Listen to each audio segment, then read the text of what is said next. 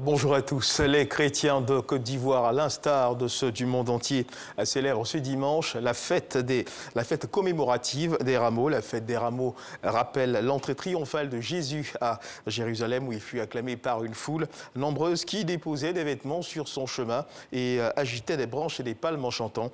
Le dimanche des Rameaux marque le début de la Semaine Sainte, semaine particulière pour les chrétiens du monde entier, marquée par la joie, par la résurrection du Christ, mais également par la méditation de la passion de celui qui a donné sa vie pour tous les hommes. Et justement, en cette période de carême, plus de 70 tonnes de vivres et non-vivres d'une valeur de plus de 80 millions de francs CFA seront distribués aux chrétiens en cette période. Donc, hier, dans les locaux de Caritas Côte d'Ivoire, les différents séminaires d'Abidjan et diocèses ont reçu leurs dons. Nous reviendrons dans nos prochaines éditions sur cette information avec notre reporter Grace Cando. Et ce qu'il faut également savoir, c'est que l'État engage alors 47 milliards de francs CFA pour l'expansion et la consolidation du réseau d'eau potable.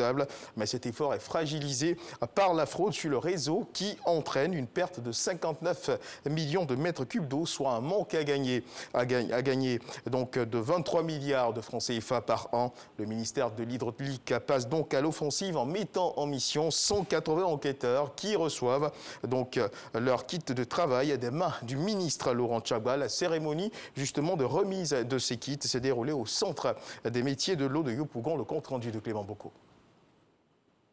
Dans plusieurs quartiers d'Abidjan, la quiétude des populations est souvent perturbée par des pénuries d'eau courante. Une situation à laquelle l'État veut apporter une solution avec un plan d'action précis. Le montant global du projet, c'est 47 milliards que le gouvernement a donné au secteur de l'eau pour alimenter ces 155 quartiers, pour le moment, sur près de 200 qui n'ont pas de l'eau. Des sous-quartiers. Vous pouvez voir un bon quartier urbanisé, mais il y a des petits quartiers où les gens n'ont pas de l'eau. Et ils sont obligés d'appeler des fraudeurs pour venir piquer sur le réseau SODECU et distribuer. Et eux, ils passent chaque jour pour encaisser l'argent. Souvent même, ils impriment des factures SODECU.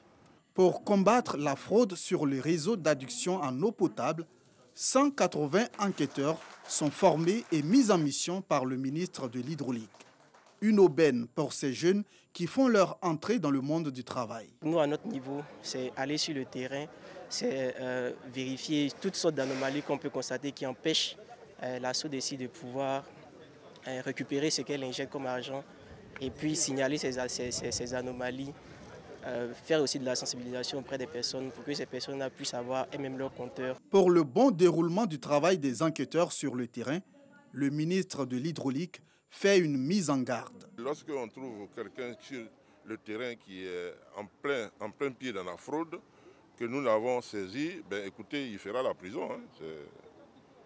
La règle va s'appliquer. Donc je profite pour lancer un appel à la population, aux parents, que ceux des enfants ou des parents qui sont dans la fraude, dès maintenant, il n'est qu'à leur demander de quitter et de se mettre en règle. Aujourd'hui, si quelqu'un veut vendre de l'eau, on est prêt à lui donner un compteur en bonne et due forme pour qu'il puisse vendre de l'eau et en faire son métier. Selon le ministre, l'État perd chaque année 23 milliards de francs CFA à cause de la fraude, soit 59 millions de mètres cubes d'eau produits à perte. L'action des enquêteurs pourra réduire considérablement ces chiffres dans les années à venir, selon le ministère de l'Hydraulique. Ce reportage de Clément Bocco assure également dans nos prochaines éditions et puis dans l'actualité internationale sur la situation en Birmanie. Dans un communiqué commun, le chef d'état-major de 12 pays, dont les États-Unis, le Royaume-Uni, le Japon et l'Allemagne, ont condamné la répression de l'armée birmane sur les civils à l'issue de la journée de répression la plus sanglante depuis le coup d'État du 1er février. Le secrétaire d'État américain Anthony Blinken s'est dit horrifié par la terreur que font régner les militaires. Les militants pour le rétablissement de la démocratie avaient appelé à de nouvelles manifestations hier samedi. Toujours dans l'actualité internationale, au Canada, une femme a été tuée et 6 personnes blessées hier samedi dans un quartier de Vancouver après avoir été poignardée pour une raison jusque-là inconnue par un homme qui a été rapidement interpellé. Les 6 personnes blessées ont été hospitalisées. Le suspect est un homme connu des services de police et qui a un casier judiciaire. Les enquêteurs pensent que le suspect a agi seul et disent ignorer pour l'instant ses motivations. Et toujours dans l'actualité internationale, à Madagascar, l'ancien chef de l'État malgache Didier Ratsiraka est décédé ce dimanche matin à l'âge de 84 ans. L'annonce a été faite sur sa page Facebook. Il avait été président de Madagascar 2 fois, de 1975 à 1993, puis de 1997 à 2002.